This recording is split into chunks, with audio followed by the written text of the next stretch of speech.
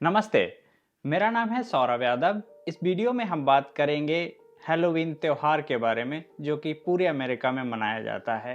कैसे इसकी शुरुआत हुई और इसमें क्या किया जाता है। इसके अलावा हम बात करेंगे एक लोकल कहानी की, जो कि अमेरिका की हिस्ट्री से जुड़ी हुई है। यहाँ की न्यायिक प्रक्रिया जो कि सालों में डेवलप हुई, उसकी शुरुआत की खामियां क्या थीं, किस तरह से यहाँ पर नाइंसाफ़ी हुई, हम इन चीज़ों के बारे में इस वीडियो में बात करेंगे। तो शुरुआत करते हैं हैलोवीन त्योहार के बारे में।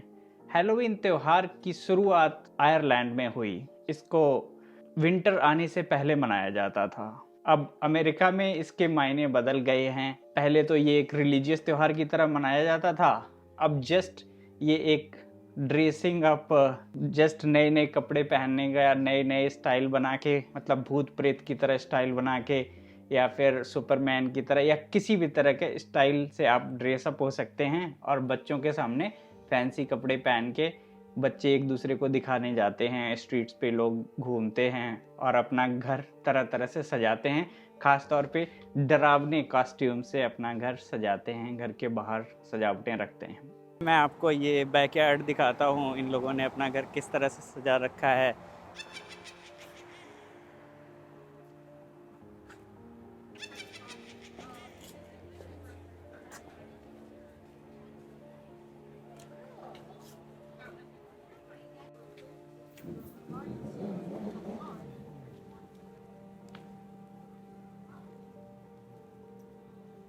हैलोवीन के दिन बच्चे शाम को अपने पड़ोसियों के आसपास उनके घर पे जाते हैं और एक गेम खेलते हैं जिसका नाम है ट्रिक और ट्रीट। या तो उनको आप कैंडीज दीजिए या फिर उनको कोई ट्रिक करके दिखाइए। तो इस तरह से अब ये मॉडर्न फॉर्म में मनाया जाता है। अब हम आते हैं दूसरे पार्ट पे, यहाँ की एक लोकल कहानी से, जो कि अमेरिका की शुरुआत की कहानी है। शुरुआत में यहाँ पर प्यूरिटन्स, जो कि प्रोटेस्टेंट्स एक ग्रुप होता है क्रिश्चियंस का, उन लोगों की कहानी है।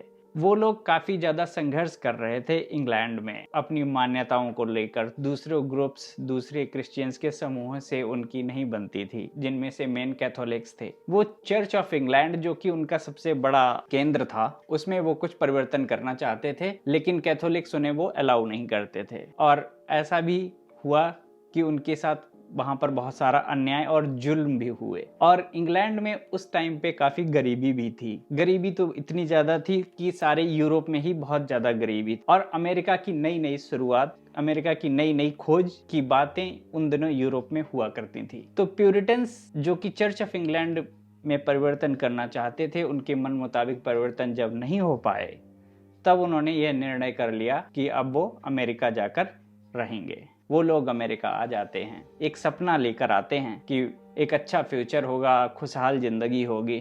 लेकिन जब वो यहाँ पर आते हैं, यहाँ के नॉर्थ ईस्ट एरिया में स्पेशली, जहाँ पर सर्दियों में टेम्परेचर -20 तक पहुँच जाता है, बर्फ महीनों गिरती है कुछ जगहों पर, यहाँ तो भीषण ठंड से इन लोगों की हालत खराब हो जाती है। छोटे छोटे घरों में, झोपड़ियों में इन्हें रहना पड़ता है और बहुत ही मुश्किल से अपनी ज़िंदगी की शुरुआत करते हैं। क्योंकि ये बहुत ही धार्मिक लोग थे, इसीलिए इनको प्यूरिटन्स कहते हैं। सोशल एक दूसरे के लिए बहुत अच्छी अंडरस्टैंडिंग नहीं थी। तो जब यहाँ पर ये लोग रहने लगे मैसाचुसेट्स में, तो एक गांव पड़ता है यहाँ पर, उसका नाम है सैलम। सैलम में छोटे छोटे घर बनाकर ये लोग रहते थे 16वीं शताब्दी में। ये एक तरह से झोपड़ी है और इसमें 1630 में लोग रहते थे। हमारे यहाँ तो आज भी इस तरह की झोपड़ियाँ आपको देखने के लिए मिल जाएंगी, लेकिन यहाँ पे ये 300-400 साल लोग पहले इस तरह से रहते थे। ऊपर चिमनी देख रहे हैं आप, उसमें से, क्योंकि यहाँ बहुत ठंडी होती थी तो लोग आग जलाते थे और चिमनी से ऊपर धुआं निकल जाता था। पिछला वाला घर इससे छोटा था काफ़ी, ये वाला उससे बड़ा है। आप लोगों की लाइन देख सकते हैं अंदर जाने के लिए। सभी ये देखना चाहते हैं कि अब से 300-400 साल पहले लोग कैसे रहा करते थे और कैसे यहाँ पे उनका सर्वाइवल होता था। एक विंटर जो कि बहुत ही ज़्यादा हार्श था, एक सर्दी जो कि बहुत ही ज़्यादा कठिन थी लोगों के लिए, वो सर्दी बिताना बहुत ही मुश्किल हो गया। सन 1692 की बात है। एक लड़की डॉक्टर के पास जाती है और कहती है कि मुझ पे किसी ने जादू टोना कर दिया है। वो आरोप लगाती है किसी पड़ोसी महिला पर।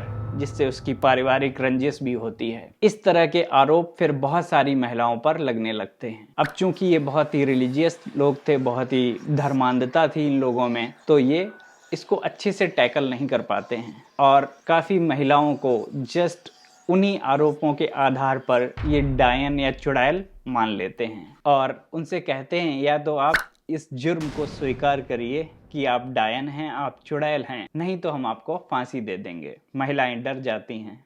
कुछ महिलाएं स्वीकार कर लेती हैं कि उन्होंने जादू टोना किया है, उनको तो छोड़ दिया जाता है। लेकिन जो महिलाएं स्वीकार नहीं करती हैं और कहती रहती हैं कि हम बेकसूर हैं, उनको सजा दे दी जाती है। अब ये एक पैटर्न बन जाता है, बहुत सारे इस तरह के आरोप लगने लगते हैं। लगभग 200 महिलाओं पर इस तरह के केस चले। क्योंकि उन लोगों को सजा मिलती थी जो अपना जुर्म नहीं स्वीकार करते थे। जो जुर्म स्वीकार कर लेते थे उनको छोड़ दिया जाता था और फिर उनसे कहा जाता था आप दूसरे लोगों के खिलाफ गवाही दे दीजिए तो आप बच जाएंगे। और जो महिलाएं ये स्वीकार नहीं करती थी, जो अपने जुर्म स्वीकार नहीं करती थी, उनको सालों तक ठंडियों में जेल में रखा जाता था और इस तरह से वो जेल में ही अपना दम तोड़ देती थी। ये कहानी है एक सामूहिक सोच की, ये कहानी है धर्मांधता की। दशकों बाद इन लोगों को एहसास होता है कि इन्होंने ये एक as a group, as a society नाइंसाफ़ी की है। मासाचुसेट्स के कोर्ट्स, वहाँ के न्यायालय माफ़ी मांगते हैं उन परिवारों से, उनको कंपनसेशन दिया जाता है, उनको मुआवजा दिया जाता है। जस्टिस सिस्टम का एक नियम होता है कि किसी बेकसूर को सज़ा नहीं होनी चाहिए, चाहे भले ही कसूरवार छूट जाए। लेकिन यहाँ पर उसका बिल्कुल उल्टा हुआ। कई सारे बेकसूर लोगों को सज़ा हो गई, उनमें से कोई भी कसूरवार तो था ही नहीं, क्योंकि सारी बातें मनगढ़ंत थीं, सारे आरोप मनगढ़ंत थे। इसलिए आज भी हम जब भी कभी इन चीज़ों के बारे में सुनते हैं तो आप सुनते होंगे ये एक टर्म जिसको कहते हैं विच हंट। जब किसी पर कोई बेमतलब का आरोप लगाया जाता है हमारे देश में, ख़ास तौर पे नेताओं पे जब आरोप लगते हैं तो वो कहते हैं कि हमारा विच हंट हो रहा है। उसका मतलब यही होता है कि हमको जैसे विचेस को हंट किया गया है यहाँ पर, उसी तरह से हमको परेशान किया जा रहा है। हम पे बेमतलब के आरोप लगाए जा रहे हैं जिनका कोई लीगल बेसिस नहीं है, जिनका कोई सिर पैर नहीं है। ये कहानी हमें एक बहुत बड़ा सबक देती है कि हमें कभी भी एज ए ग्रुप नहीं सोचना चाहिए। जो सामुदायिक सोच है, हम वर्सेस वो, इस तरह की सोच एक समाज और एक राष्ट्र के लिए बहुत ही घातक होती है। ये सबक सिखाती है हमको सैलम में हुई ये जो घटनाएं हैं 16वीं शताब्दी की वो। तो मैं आशा करता हूँ कि आपने इस कहानी से कुछ सीखा होगा, और अगर आपको ये वीडियो अच्छा लगा तो दोस्तों के साथ ज़रूर शेयर कीजिए और लाइक और सब्सक्राइब तो कीजिए ही। बहुत बहुत धन्यवाद। Thank you.